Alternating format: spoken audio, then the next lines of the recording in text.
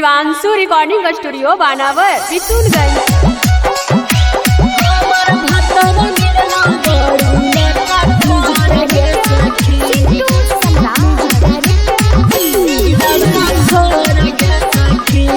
Mix by Roshan Pujari. मारा हको हमरा बोरे जोर गे सखी, हे गे मारा हको हमरा बोरे जोर गे सखी, हमर जोर गे सखी। हमर भतरा मिललौ बड़ी लता खोर गे सखी, हमर भतरा मिललौ बड़ी लता खोर गे सखी।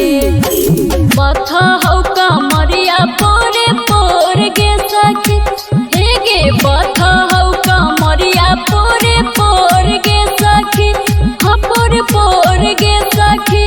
हमर भतरा मिललौ बड़ी लता खोर गे सखी, हमर भतरा मिललौ बड़ी लता खोर गे सखी।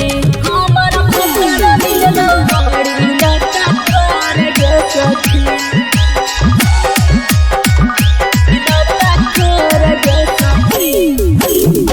दिन भर हमारा से मुहावा फुलावा हो, आधी आधी रतिया में हमारा मनब हो।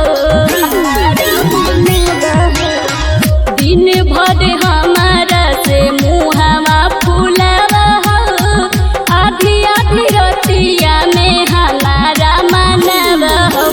लगा हको अंदर से हको चोर गे सखी, लगा हको अंदर से हको चोर गे सखी, हाँ हाँ चोर गे सखी। हमर पियावा मिललौ बड़ी लता खोर गे सखी, हमर पियावा मिललौ बड़ी लता खोर गे सखी। हमर भतरा मिललौ बड़ी लता खोर गे सखी, लता खोर गे सखी। का हम बतैयो सखी दिलावा के बतिया, देह दरदिया सखिया धिया धीरतिया। का हम बतैयो सखी दिलावा के बतिया, देह दरदिया सखिया धिया धीरतिया।